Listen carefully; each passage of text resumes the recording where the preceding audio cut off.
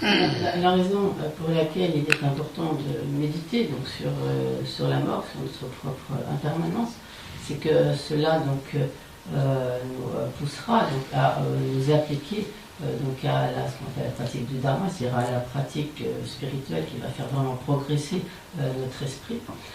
Et donc grâce à cela, si nous avons ainsi employé à bon escient donc, à notre progression spirituelle cette vie, lorsque viendra effectivement le moment de notre mort, alors nous pourrons être totalement sans regret.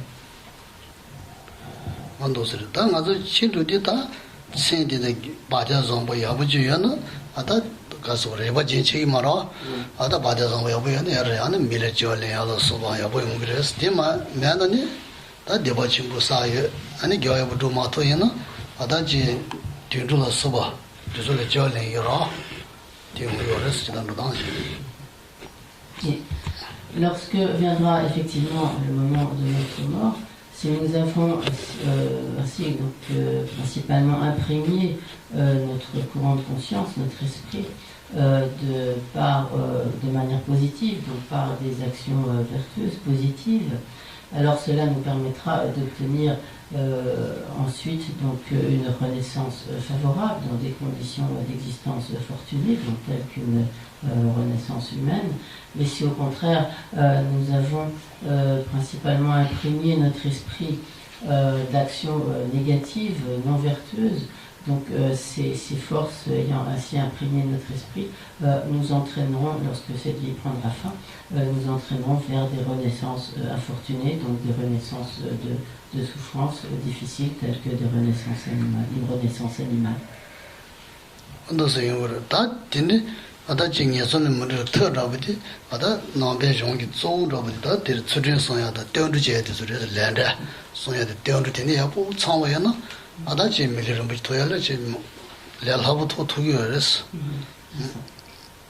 Et donc ce qui va donc essentiellement nous permettre d'obtenir à nouveau une renaissance et donc de ne pas sombrer dans un état d'existence inférieur, de conditions d'existence très douloureuses.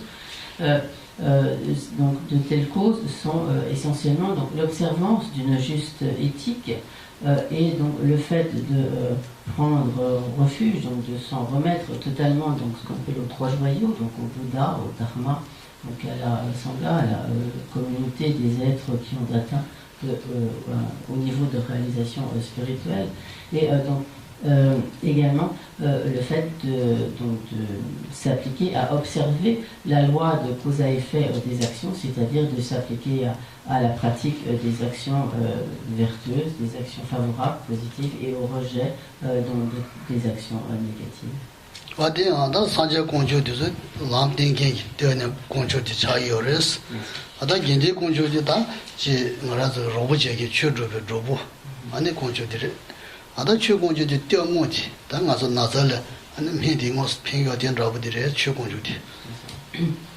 Donc à propos de ces trois joyaux, qui sont donc le joyau du Bouddha, le joyau du Dharma et le joyau de la Sangha, en fait le Bouddha c'est celui qui nous montre le chemin.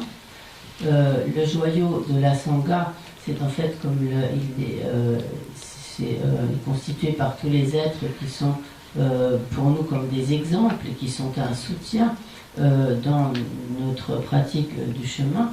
Et pour ce qui est du joyau du Dharma, il est en fait le véritable refuge, la véritable protection qui va donc nous mettre totalement à l'abri des états de renaissance inférieure.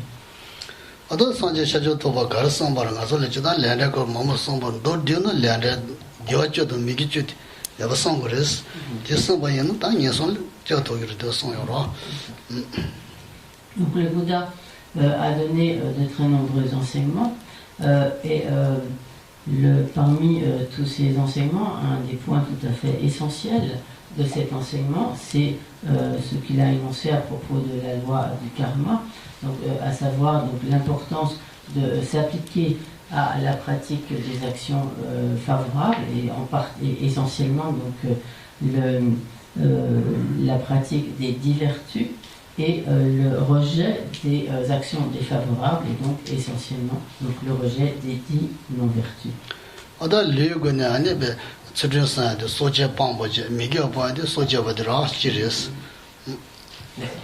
Donc, parmi ces 10 actions négatives, 10 non-vertus, il y en a 3 qui sont des actions physiques, corporelles. La première de ces 3 étant le fait donc, de tuer, littéralement de couper la vie.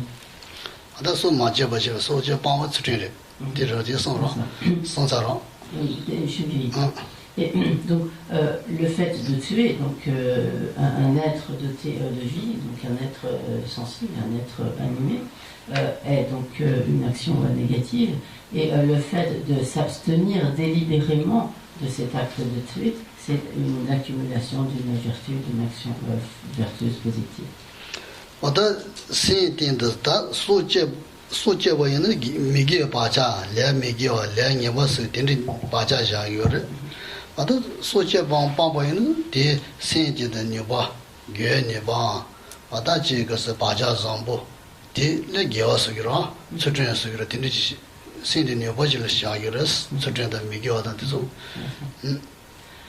Si l'on tue un être animé, un être sensible, par cela donc, on accumule donc, le karma de tuer, et donc cette action va imprégner, donc laisser une imprégnation, une empreinte sur le courant de conscience, et qui sera alors l'empreinte d'un acte négatif défavorable. Et si au contraire nous nous abstenons délibérément, nous sommes déterminés donc, à nous abstenir de tuer, par cela nous accumulons sur notre courant de conscience une empreinte, une imprégnation favorable, donc une vertu, donc nous accomplissons à ce moment-là une action éthique.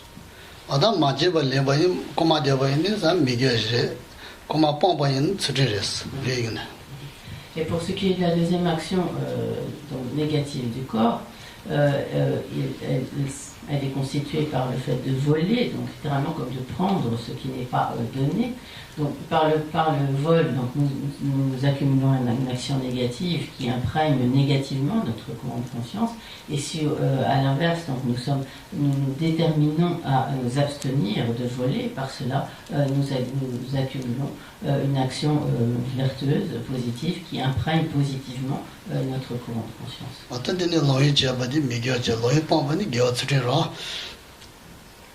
Donc, de la même manière, la troisième action négative du corps est constituée donc, par les inconduites sexuelles. Lorsque nous nous y adonnons, par cela donc, nous imprégnons notre courant de conscience de manière négative par une action négative. Et lorsque nous déterminons à nous abstenir de tels actes, par cela nous imprégnons positivement donc, notre courant de conscience par donc, cette action positive.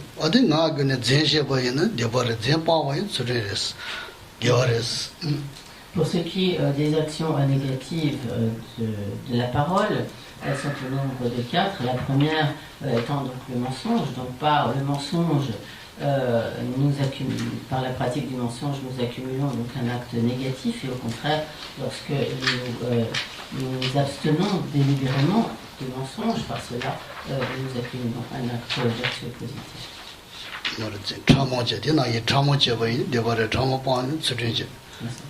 Donc, il en va de même de la deuxième sorte d'action négative de la parole. Il s'agit des paroles qui sèment la discorde, qui entretiennent la discorde. Donc lorsque nous disons donc, de telles paroles qui sèment et entretiennent la discorde, par cela nous accumulons une action négative.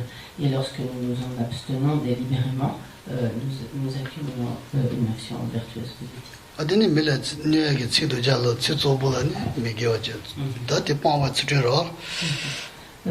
Pour ce qui est de la troisième action de la parole, elle consiste, pour ce qui est de l'aspect négatif, à dire des paroles blessantes, injurieuses, etc., qui vont blesser donc, le notre interlocuteur, et s'abstenir de telles paroles délibérément constitue donc un acte positif correspondant.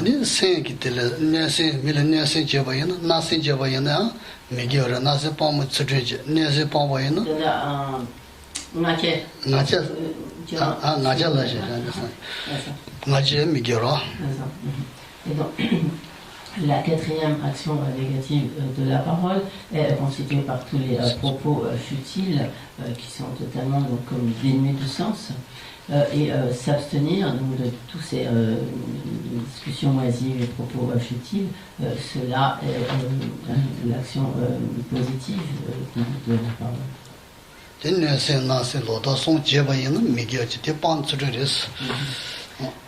Pour ce qui est donc des actions négatives de l'esprit, elles sont parmi les principales, donc elles sont au nombre de 3, à savoir donc la malveillance ou la méchanceté, la convoitise, qui consiste donc à entretenir donc l'avidité, la convoitise de ce qui appartient à autrui, et toutes les vues fausses.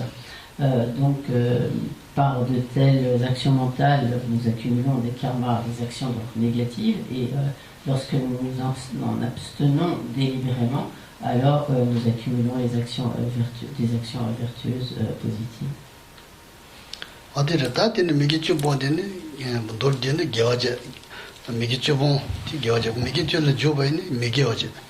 다들 미겨 잡을 등에 용거를 겨 잡을 되어 용거를 선부 이치치 랜더를 이치스티라 또 데레스 맞을 등에 용하다 되어 용하다 그 겨 미겨 때는 용거를 또 다진의 책이라 진라만의 책이라 또 들들 용거를 En résultat de ces diverses sortes d'actions négatives, nous récolterons diverses sortes de souffrances. Et en résultat des actions vertueuses, positives, alors nous récolterons et nous récoltons donc, le bonheur, des expériences plaisantes, agréables. Donc de manière générale, nous faisons toutes sortes d'expériences, certaines désagréables, pénibles, et d'autres qui sont au contraire des expériences agréables.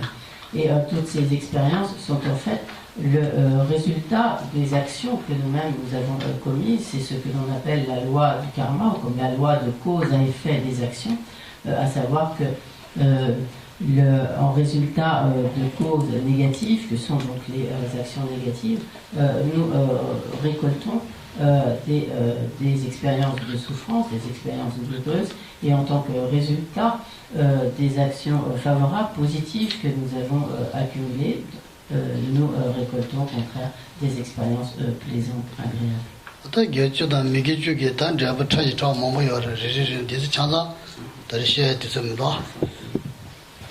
Donc, parmi les 10 actions qui ont été énoncées, elles ont chacune divers types de résultats, et ces points pourraient être très largement détaillés, donc nous n'avons pas le temps à présent donc, de rentrer dans tous ces détails.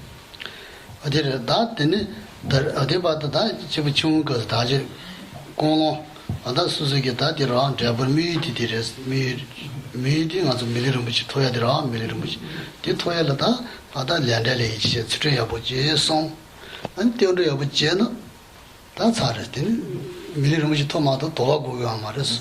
지난 저기 아니 단디 주제 상제 주례 이제 당한테 주제를 지제제 아니 시험나 주도 제는 나 저 독일했어. 예솔래.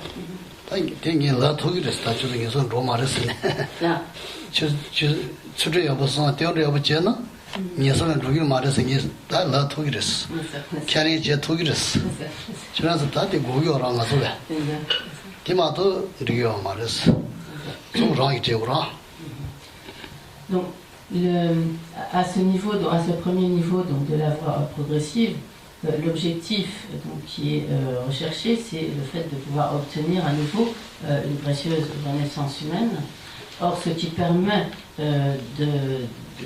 d'atteindre cet objectif, c'est donc le fait d'observer cette loi du karma, cette loi de cause à effet des actions, c'est-à-dire, en d'autres termes, de s'appliquer donc à une juste observance éthique, à rejeter les actions négatives et à nous appliquer aux actions favorables, et donc à prendre refuge, donc mettre notre confiance donc, dans les trois joyaux, dans le Bouddha, le Dharma et la Sangha.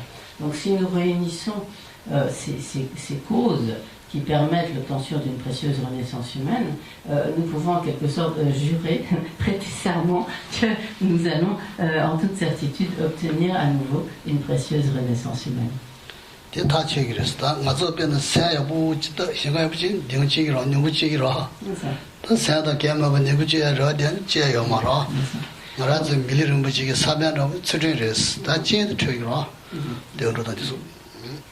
Donc, oui, j'ai oublié de préciser tout à l'heure quelque chose. Donc, à propos de nos expériences de bonheur et de souffrance, donc comme Geshe l'a expliqué, donc en fait, elles résultent donc respectivement des causes des vertus que nous avons accumulées et des non-vertus, des actions négatives.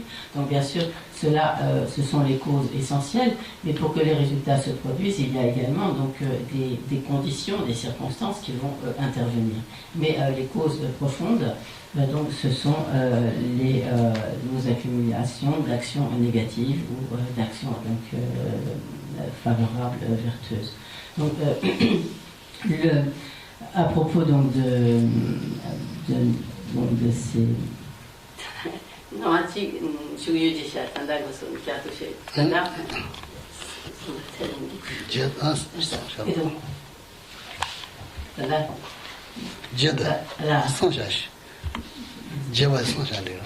et donc, il est ainsi, donc il est certain que si nous réunissons toutes ces causes, et en l'occurrence, donc si nous nous appliquons à l'observance d'une juste éthique, alors il est certain que nous pourrons à nouveau obtenir une précieuse renaissance humaine. Donc c'est la même chose. C'est la même chose que si donc nous ne pouvons pas souhaiter le résultat si nous ne créons pas les causes.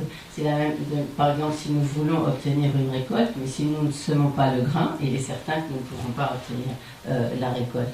Mais en revanche, si nous semons le grain, nous plantons les semences et que toutes les conditions nécessaires sont réunies pour que les graines germent, etc. et poussent, à ce moment-là, à partir de cette graine, nous pouvons tout à fait espérer obtenir une récolte lorsque toutes les causes et conditions sont réunies. Donc il en va de même de l'obtention d'une précieuse renaissance humaine et des causes dont elle requiert.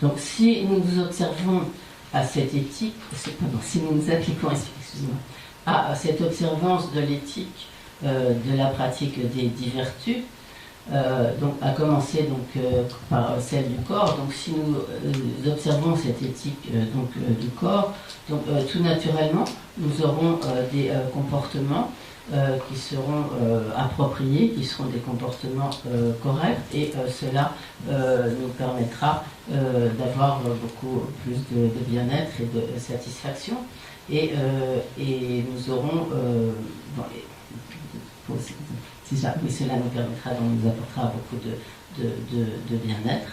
Et si également nous appliquons à une juste éthique de la parole, cela entraînera que naturellement nous respecterons les autres, et donc nous aurons de ce fait des relations harmonieuses avec les autres, et cela nous permettra d'être finalement d'être tout à fait paisible et d'avoir un esprit joyeux, etc.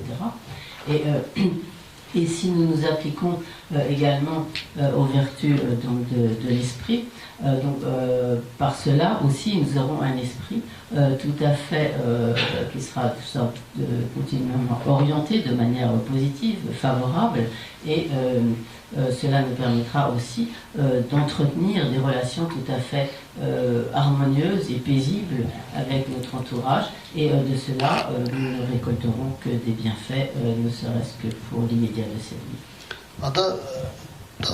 Tamanya gomba le tsuringo yora gozo choba ya men tsuringo ya gondia ya ya mares ani teche ya mare ani je gondia ba de an taba da tanje choba jun ro ba le nyen jo da shadu sin tsu go yore je men ta jang la re te sang ma dan ri mu da hot ko ta tamanya shi Et pour pouvoir s'appliquer donc à la pratique donc, de Vipassana, littéralement du placement proche donc, de l'attention, à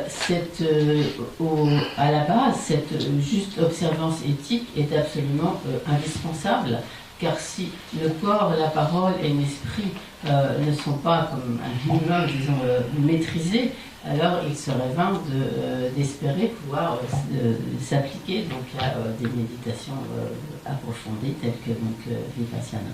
Donc il est important de comprendre aussi que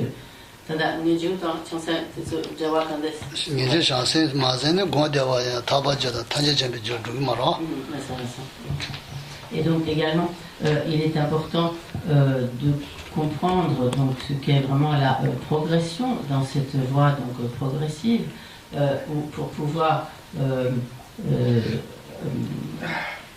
atteindre donc, déjà la libération du cycle des existences. Tout d'abord, il est indispensable de comprendre la nature de souffrance du cycle des existences et de développer le renoncement.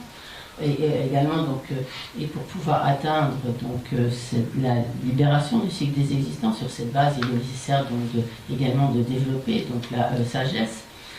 Et pour pouvoir finalement obtenir la perfection de l'état de Bouddha, il est indispensable au préalable, donc sur la base bien sûr aussi d'une juste éthique, de développer l'esprit d'éveil qui fait que l'on aspire à obtenir cette perfection de l'état de Bouddha pour pouvoir libérer tous les êtres de leur souffrance.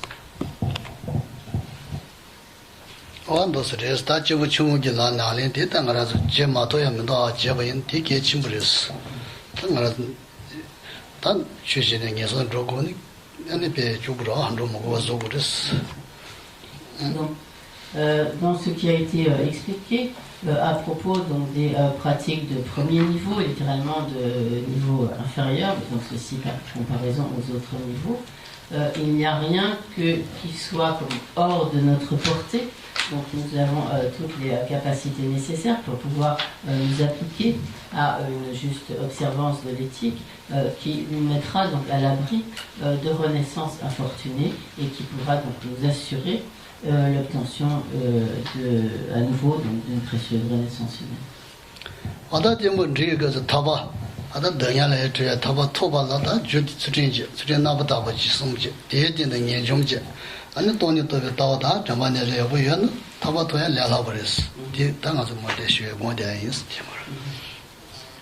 Et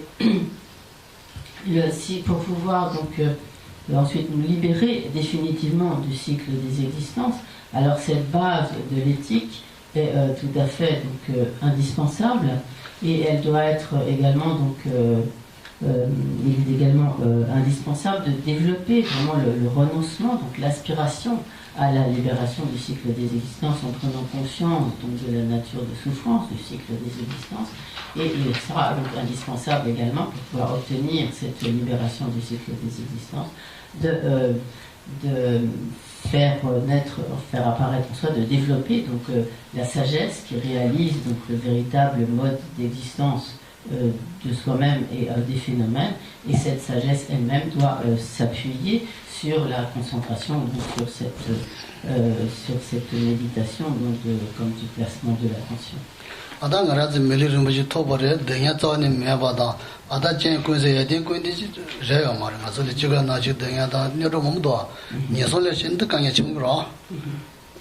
Donc, à présent nous avons obtenu une renaissance humaine.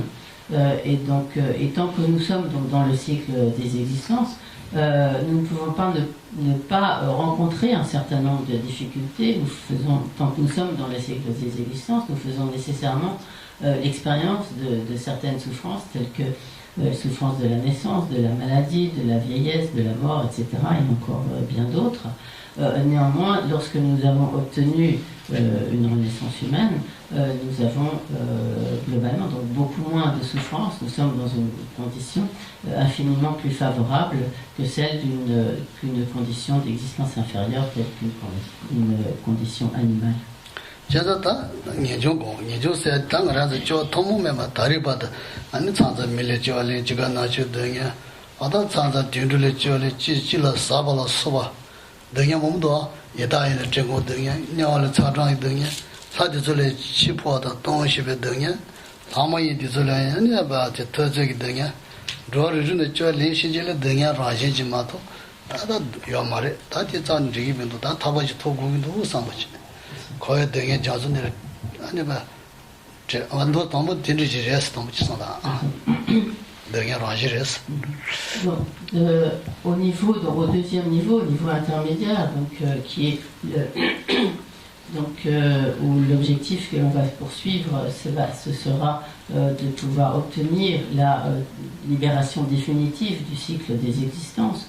Donc à ce niveau, il importe de méditer sur cette situation de souffrance qui s'étend à l'ensemble des situations, des conditions du cycle des existences. Donc, par exemple, tant que l'on demeure dans le cycle des existences, on y fait nécessairement l'expérience de toutes sortes de souffrances, des souffrances générales du cycle des existences et des souffrances particulières à chacune des conditions d'existence. Donc tout au long de nos pérégrinations dans le cycle des existences, nous avons pris toutes sortes de naissances dans toutes les conditions d'existence du cycle des existences. Il y a en tout comme 6 catégories de renaissance dans ce cycle des existences. Et donc, tout au long de nos naissances, nous avons pris naissance dans toutes ces diverses catégories d'existence, tantôt en étant dans des conditions supérieures, parfois dans des conditions inférieures, etc. Et ceci de manière continuelle. Et dans les conditions d'existence les plus infortunées, notamment ce que l'on appelle des existences qui sont des conditions donc, infernales, nous y avons fait l'expérience des terribles souffrances de chaud et du froid, ou en renaissant en tant qu'esprit famélique, nous y avons fait continuellement l'expérience des souffrances ou des tortures de la faim et de la soif. En renaissant dans les conditions animales, nous y avons fait continuellement l'expérience de toutes les souffrances qui sont celles des animaux, à savoir le fait de s'entre-dévorer et le fait d'être soumis, notamment de souffrir également du froid, du froid, de la chaleur, d'être de la peur, d'être exploité par les êtres humains, et également d'être incapable véritablement de discernement, d'être incapable de s'appliquer à la pratique de la vertu, de rejeter ce qui est négatif, etc. Donc d'être en proie à ce sorte d'absence totale de discernement. Lorsque nous avons pris les renaissances humaines, donc nous savons ce que sont les souffrances humaines, en particulier, donc, comme nous l'avons vu, les souffrances de la naissance, de la vieillesse, de la maladie, de la mort, de ne pas obtenir ce que l'on souhaite, même lorsqu'on fournit beaucoup d'efforts pour cela, d'être au contraire confronté à ce que l'on ne veut pas, etc. Lorsque nous avons pris dans d'autres états également des états d'existence supérieure, nous avons pris renaissance parfois dans ce que l'on appelle des dieux, des sortes de dieux, des êtres célestes supérieurs, qui sont, bien qu'ils aient beaucoup moins de souffrance que les êtres humains, néanmoins ont une très grande souffrance lorsqu'approche le moment de leur mort, car ils ont alors la perception du fait qu'ils vont mourir, et tous ces signes précurseurs de leur mort sont pour eux une très grande souffrance, car ce sont en quelque sorte des êtres magnifiques, mais qui à ce moment-là perdent toute leur magnificence et sont comme dans une sorte de situation de déchéance, qui est pour eux une très grande souffrance. Et dans une autre catégorie d'existence, ou ce qu'on appelle comme les demi-dieux, en sanskrit les asuras, souffrent également, notamment de leur combat avec les dieux, où ils sont de manière générale torturés par la jalousie, et dans leur combat avec les dieux, ils sont toujours vaincus, etc. Donc ils ont également cette sorte de souffrance. Donc quelle que soit la situation où on se trouve dans le cycle des existences, continuellement on y fait l'expérience de l'une ou l'autre forme de souffrance.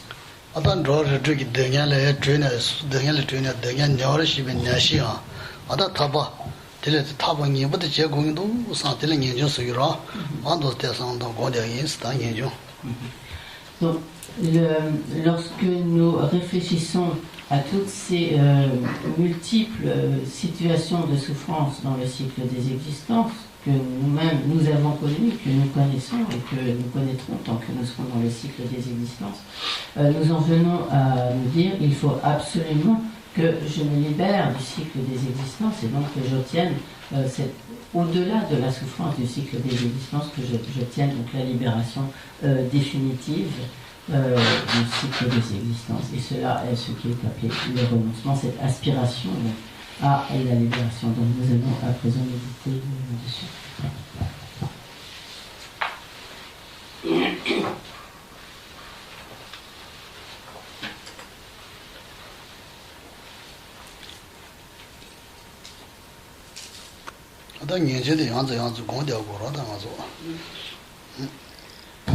Donc il est important de méditer de manière répétée, donc encore et encore, sur ce renoncement, l'aspiration à la libération. À ce moment-là, donc il s'agit d'une méditation analytique.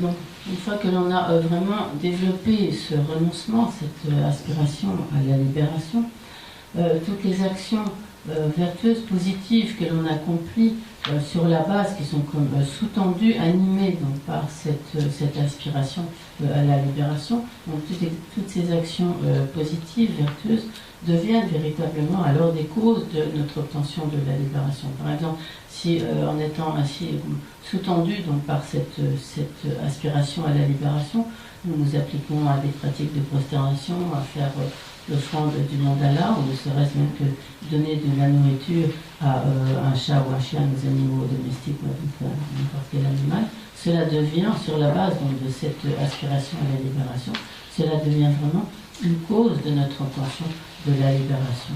Mais en l'absence de ce renoncement, de cette aspiration à la libération, alors il est difficile que nos actions vertueuses puissent être vraiment, devenir vraiment des causes de notre obtention de la libération.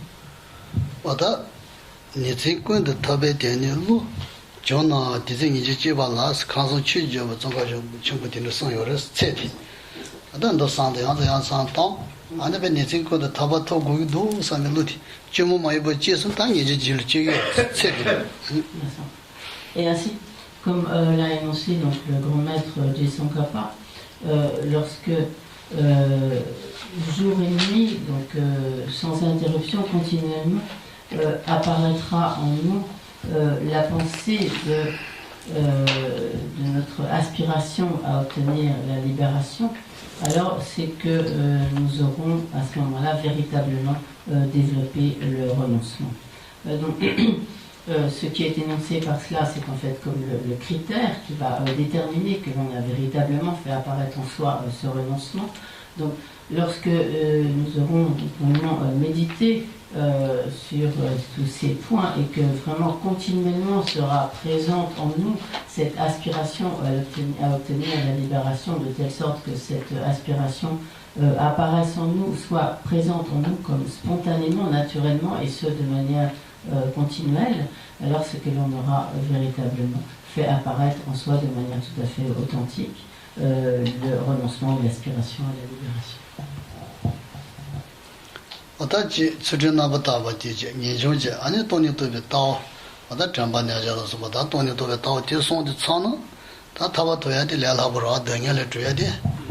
주티 손들에 조 어다 탑에 주티 탑어디 미딘 저어디마 디토버디 손디 주티 손 창고 그랬어.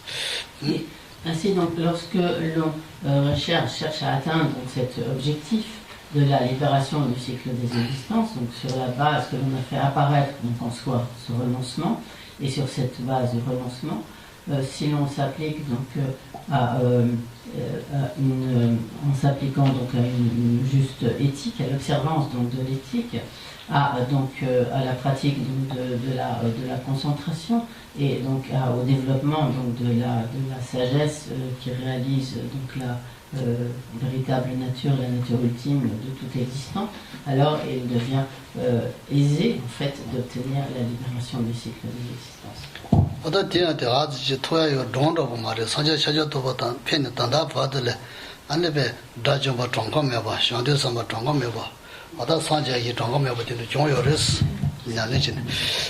Donc lorsque tous ces points sont énoncés, ce ne sont pas comme simplement donc, des abstractions qui seraient comme sans vraiment relation avec d'authentiques réalisations, mais donc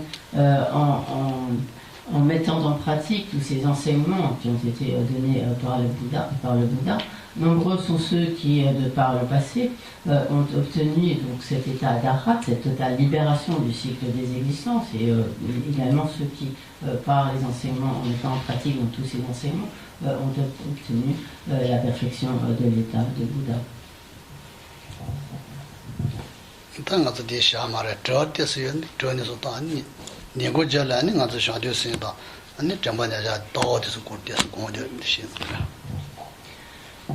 présent, donc, vous avez peut-être quelques questions. Geshe va arrêter son enseignement pour ce matin. Et donc cet après-midi, il abordera donc, le développement, donc le troisième niveau de cette voie progressive, donc le développement de l'esprit d'éveil et donc les pratiques donc, de placement de l'attention et donc de la sagesse qui réalise le mode d'existence ultime du phénomène. C'est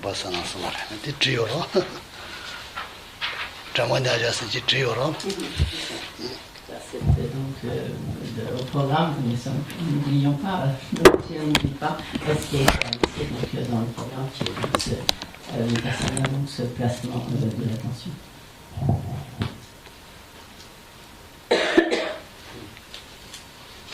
N'hésitez pas si vous avez des questions, qui semblent un petit peu à la fois dedans, c'est peut-être un peu confus. N'hésitez pas à poser des questions, elles sont toujours utiles à tout le monde et bienvenue.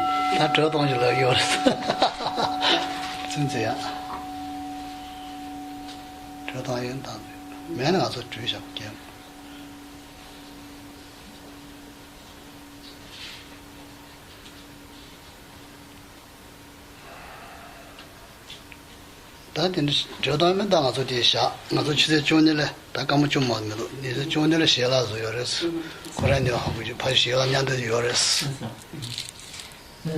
미사와 하고 말아 il est midi moins 10 donc nous allons nous arrêter là et donc nous prendre